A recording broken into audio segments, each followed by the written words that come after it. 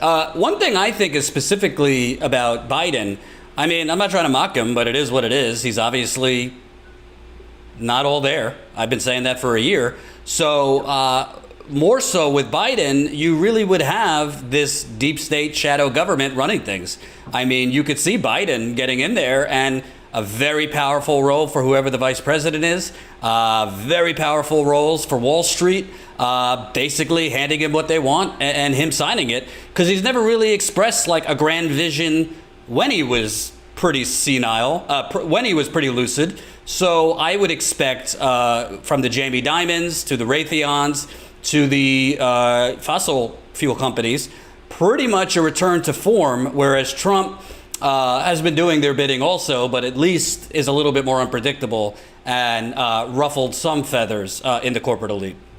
Yeah. So if you go back to Obama, who was not senile, we saw through WikiLeaks, through emails revealed by WikiLeaks, that Obama's first cabinet was largely picked by Citigroup.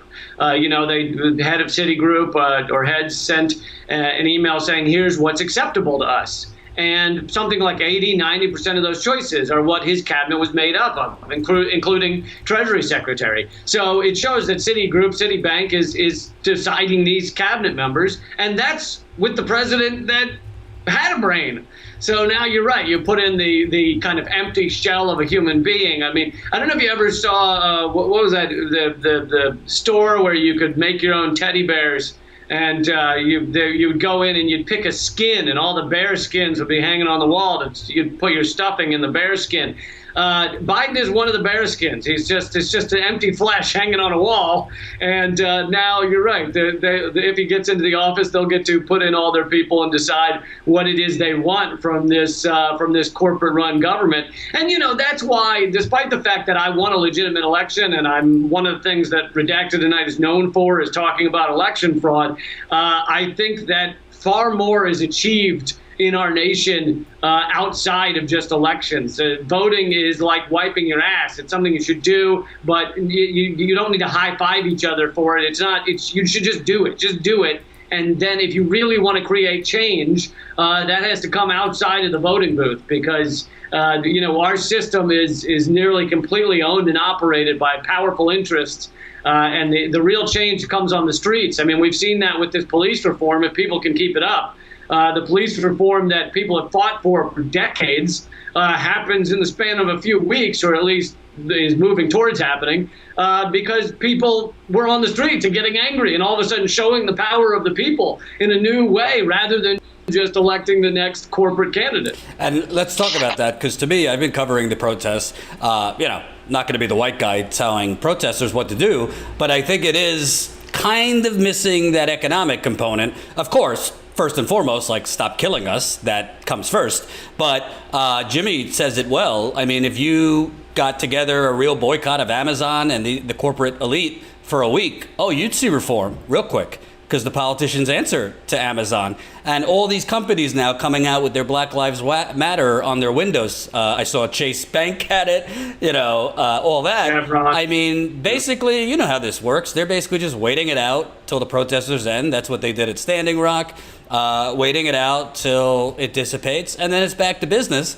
What do you think in terms of defunding the police? Because I mean, some of these numbers we're learning. New York, $6 billion for their police department. LA, I think it's 3.5. I mean, it really is just an extension of the defense contractors. Yeah. I mean, I think that's a good point, and that's why I was actually happy to see that the protests had moved beyond the kind of nebulous idea of just Black Lives Matter into something that at least has some actual, laws that can be put into place, such as defunding police, or laws that can be taken away, such as the amount of money that they're getting. So defund the police, I think, is a good step in the right direction. I think it needs to move farther than that. We need far fewer police. We do not need guys with guns on every corner inserting themselves into everyone's lives, usually not white people, and just creating havoc. So I think it does need to move farther than that. But I think that defunding the police is a good step in the right direction. And I'm glad to see them take that economic component as part of what this anger is. But you're right. It has to continue. They know how you're also right that corporations know how to wait these things out. This is a tried and true method where you act like you support it. You do a little surface, little window dressing. You paint Black Lives Matter on the road. You say, look how much we care. And then you hope that people, get tired and go home. So, yeah, it will depend on how much the energy can be maintained. And also, one thing we're seeing, because you've done a lot of stuff on all these wars for oil, things like that.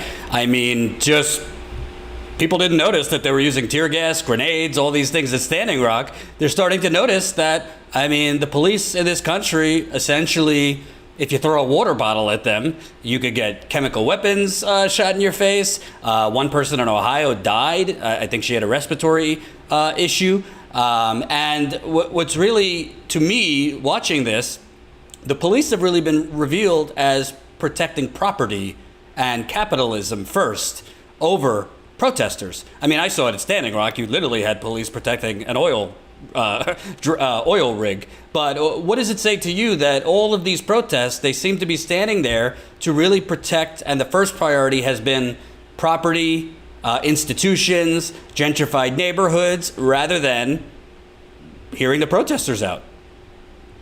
Yeah, I love that example, of the pipeline, of the militarized police defending a pipeline over the people they've sworn to protect. I always wondered, does it matter that it was an oil pipeline, or could it be any corporate object? Like, if it was a Citibank tricycle, would they all circle it and say, no, you can't touch this. This is Citibank property. It really does just exemplify what it is you're fighting against. You're fighting against the militarized warriors of the kind of fascist state, of the corporate state. It's the fist of the corporate state, because most of the harm done to Americans, done to people in a lot of countries, is done behind closed doors. It's done via economics. It's done by, for example, predatory lending, where you then end up trying to steal, or successfully stealing, millions of homes after the '08 crisis. So you've stolen people's homes, and that's a form of violence. But if the banks do it, it's not called violence. And then if someone stands up and says, I'm not going to allow you to steal my home, I'm going to occupy it or whatever, or they, go into the banks and they're furious, that's called violence. So most of it is behind closed doors, this kind of quiet, discreet, nefarious form of violence.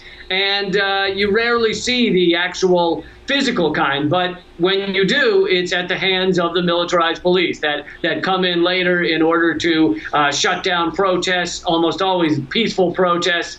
They show up in their militarized gear and say they're there to protect the peace, which of course is laughable. You don't dress like Rambo and act like Gandhi. That's not a thing. So they show up, then things get more violent as they beat people and shoot chemical irritants, as they call them, chemical sprays onto people, which the Geneva Convention says is a war crime if you do it internationally. But as long as you're doing it to your own people, then it's just a fun day in the park. So it really is disgusting, and I think it shows you something. It shows you how scared the corporate ruling elite are of protest, are of people standing up and demanding something better than to have 1 out of every 3 black men locked at some point in their lives behind bars. More black people in prison right now than there were slaves when we had slavery. So it really is a disgusting system that has been set up, and when people stand up against it is when the fist of the fascist state is sent out to deal with things. And let me ask you, because I haven't spoken to you since Bernie's waved the flag. You see all around the country, there's a real mass mobilization of exactly what he was talking about. A multiracial coalition led by young people. I mean, if this amount of young people would have come out to vote during the primary, Bernie Sanders would be the nominee, and it wouldn't have been close. So it looks like it's possible to get young people activated. How does that actually translate to a national progressive candidate defeating the media, defeating the think tanks, defeating all of it, the whole corporate revolving door, because the young people that are out there on the streets, they are out there in support of Black lives, obviously, but it seems everything Bernie was talking about matches most of the young people that are out there. Yeah, I mean, part of the key is just to vote in such numbers that you swamp what's stolen. I mean, there will continue to be all these varieties of fraud, but they can't always defeat what the number of people that actually come out. They can purge 10% or sometimes more, but if you defeat them by more than that, then you can have an impact. And I also think that often local elections, it's easier to have an impact. You have fewer people voting. You have fewer corporate interests that have purchased the whole system. So if young people and people of color can get very active in their areas, their cities, you can see large-scale change, and I think that's very important. I mean, part of the reason that what you're talking about, so many people being active, and yet why aren't more true progressives winning elections? It really does come down to money. They've managed to rig the system in favor of those with a lot of money. I think they win over 80% of the time. You have millions of dollars spent on the smallest of races, and so these representatives end up spending 70% of their time trying to raise funds. Well, where do they raise those funds? Mainly from incredibly wealthy donors, and they slowly get captured. So that's how our government has been captured, and we got to take it back. And lastly, I don't know, call me old-fashioned, but when I hear 46 million people file for unemployment, 30 million lose their employer health care, I think during all of this, stealing from Warren Gunnels, 584 billion is how much billionaires increased their wealth so far during COVID. U.S. households lost 6.5 trillion. I kind of call that a depression. I guess the media doesn't because there's no breadlines yet. But we're a month away from unemployment extensions expiring. We haven't gotten another 1,200 crumb cake, those crumbs. I mean, we're, to me, very close to a possible depression, but it's not really been covered that way. Yeah, we're on the cusp of a massive economic collapse or at least crisis.